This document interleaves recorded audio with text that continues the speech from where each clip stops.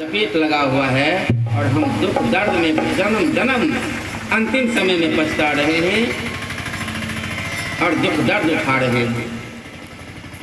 यही इस संसार से हटने के लिए सदगुरु कहते हैं माया मोह का संसार है।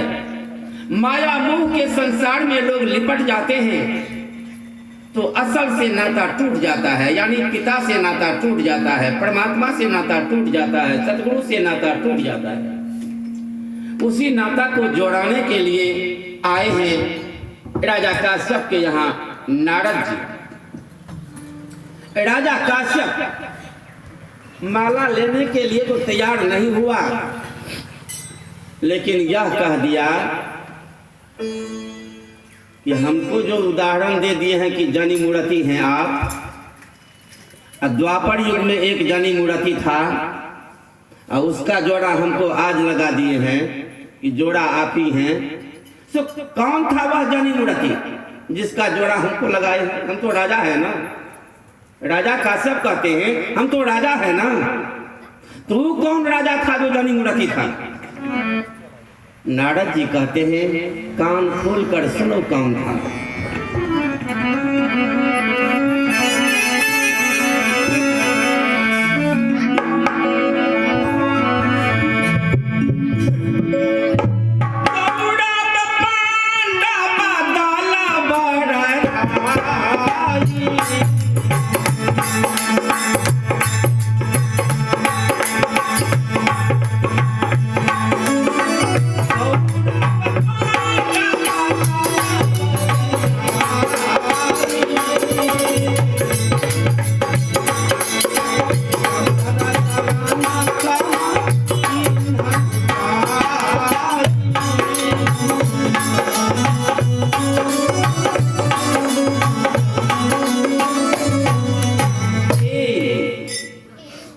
द्वापर युग की बात है, जिस समय में कौरव और पांडव को लड़ाई का सवाल उठा था। कौरव भैयारी में बहुत अधिक संख्या में और पांडव बहुत कम संख्या में, पांचे भाई थे। श्रोतागण, वहां सवाल उठा था कि सुई के नोक के बराबर हिस्सेदारी नहीं मिलेगा पांडव को। इसीलिए बार बार छल प्रपंच करके, धोखा से जुआ में जीत करके कभी राजपाट को जीता तो कभी उनके पत्नी को द्रौपदी को जीत लिया। महाभारत में सब जानते होंगे, टीवी में भी लोग देखते हैं, मोबाइल में घड़े घर देखते हैं। हम क्या कहेंगे? हम जितना कहेंगे इससे अधिक आप खुद जानते हैं। केवल हम याद दिला रहे हैं आपको। उस समय हुआ क्या, बहुत संघर्ष बढ़ने के बाद सवाल उठा कि नहीं वैसे बनेगा, अब मार पीट करके फरिया लेना है, तब तो होगा ना। ना वैसे देगा तो मार पीट करके देगा ना। मर जाएंगे तो मर जाएंगे, लेकिन हिस्सेदारी नहीं छोड़ेंगे। इसीलिए कौरव और पांडव में लड़ाई का सवाल उठा। श्रोतागण, उसी का नाम है महाभारत। कौरव पांडव की लड़ाई को महाभारत कहा गया है। जब महाभारत का समय आ गया, अब लड़ाई होने का कार्यक्रम शुभारंभ हो रहा है। तो पांचों भाई पांडव आपस में बैठ करके विचार रहा है कि अब क्या होगा। अब तो महाभारत होगा। अब महाभारत में अपना तो पांचे भाई है ना, अब उधर तो 100 भाई है। अब बड़ा बड़ा योद्धा उधर भी है। अब इसमें लगता है सबका पतन हो जाएगा, नाश हो जाएगा। आ गया नाश का समय, लड़ाई होगा। पांव तो पीछा नहीं करेंगे। अब कौरव भी नहीं करेगा। तू तो इतना बलशाली है कि हमको एक ही बार में निकल जाएगा। पांचों भाई पांडव में एक भाई का नाम था सहदेव। ध्यान दीजिए, पांचों भाई पांडव में एक भाई का नाम था सहदेव। सहदेव को पंडित पंडित कह करके लोग पुकारते थे, बहुत ज्ञानी था। पांच भाई में युधिष्ठिर महाराज एक, अर्जुन भीम नकुल चार हो गया, और सहदेव पांचों भाई। तो पांचों भाई में सहदेव पंडित था। तो जब पांचों भाई बैठ करके विचार रहा है ना कि अब तो महाभारत होगा, अब तो लड़ाई होगा, इसमें जीत किसका होगा? होगा तो जीत किसी से एक का, दोनों का तो जीत नहीं होगा। तो जो युधिष्ठिर महाराज पूछते हैं सहदेव पंडित से, भैयारी से, सहदेव, हाँ भाई साहब, अच्छा तुम तो पंडित है ना, दुनिया के लोग तुमको पंडित कहता है, और तुम है भी पंडित। तुम तो 6 महीना आगे पीछे का हाल जानता है। हाँ सो तो जानते हैं। अच्छा तो 6 महीना आगे पीछे का हाल जानता है, आई महाभारत तो इस बीचे में हो जाएगा। सो तुम तो यह भी जानता होगा कि महाभारत में किसका होगा जीत और किसका होगा हार, तुम तो जानता होगा ना। सहदेव ने कहा, भाई साहब हम तो जानते हैं जरूर, 6 महीना आगे पीछे।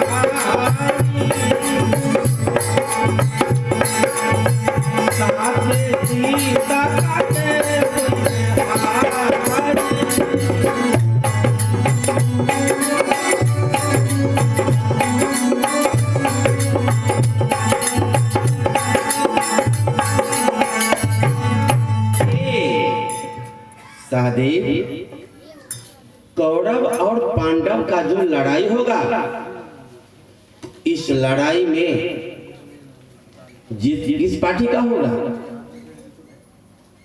सहदेव ने कहा, भाई साहब यह जो जानना चाहते हैं ना लड़ाई से पहले कि जीत किसका होगा, तो एक बात करना होगा, एक काम करना होगा। तो क्या करना होगा? सहदेव कहते हैं एक ठो काम करना होगा, तबे पता चलेगा कि किसका होगा जीत और किसका होगा हार। करना पड़ेगा सहदेव, वही किया जाए ताकि जान जाए पहले जो किसका होगा जीत।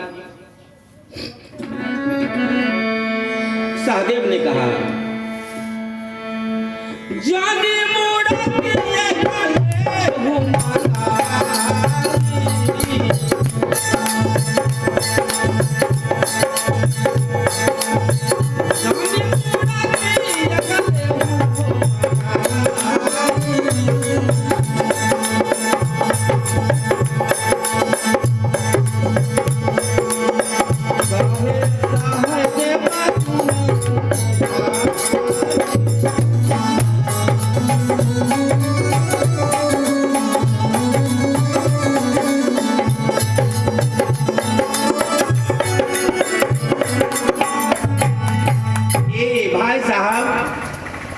एक तो जनी मूर्ति को मंगाइए, सहदेव पंडित कर रहे हैं, एक तो जनी मूर्ति को मंगाइए, जनी मूर्ति को मंगा करके कीजिए क्या,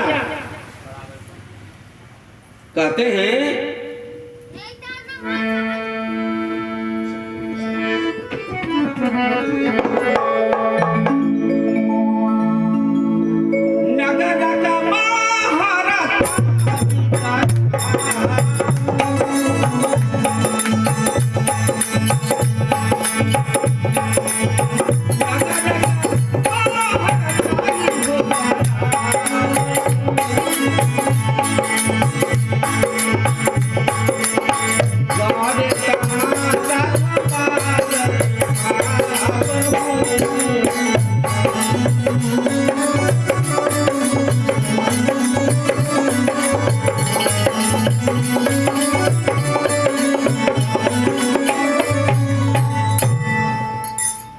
श्रोतागण, भीम ने सहदेव ने कहा कि एक तो जनी मूर्ति को मंगाइए और नगर के बाहर में उसको परपट मैदान में जमीन में गाड़ दीजिए। ध्यान दीजिए समझ पर, जनी मूर्ति को मंगाइए,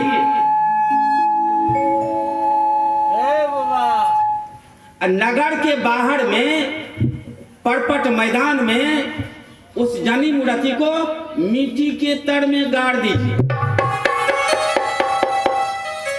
और जहां पर गाड़िए वहां पर एक पहरेदार को अलग में छिपा के रख दीजिए। पहरेदार को गाड़ दीजिए, यहाँ पर अगर तो अलग में एक पहरेदार को छिपा के रख दीजिए जो कोई देखे नहीं उसको।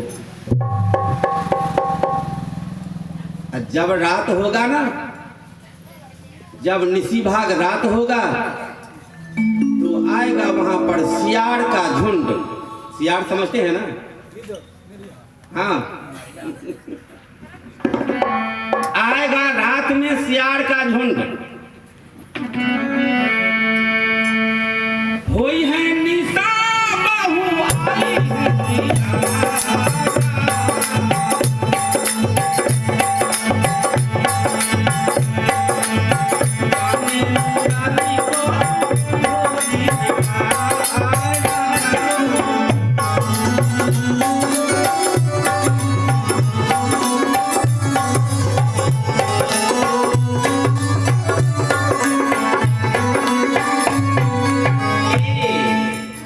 सियार का झुंड जब आएगा ना,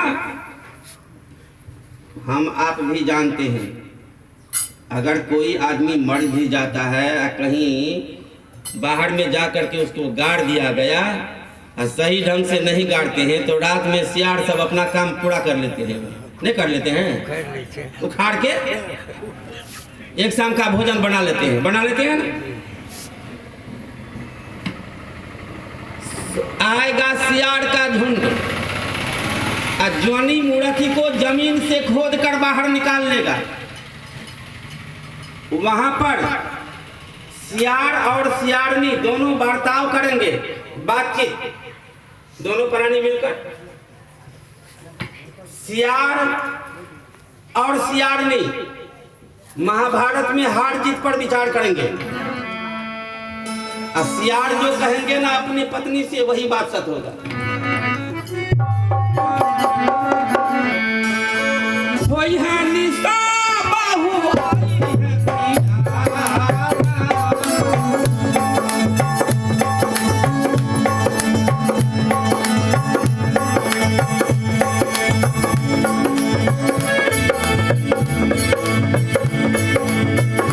रात होगा ना, आएगा सियार का झुंड। हाँ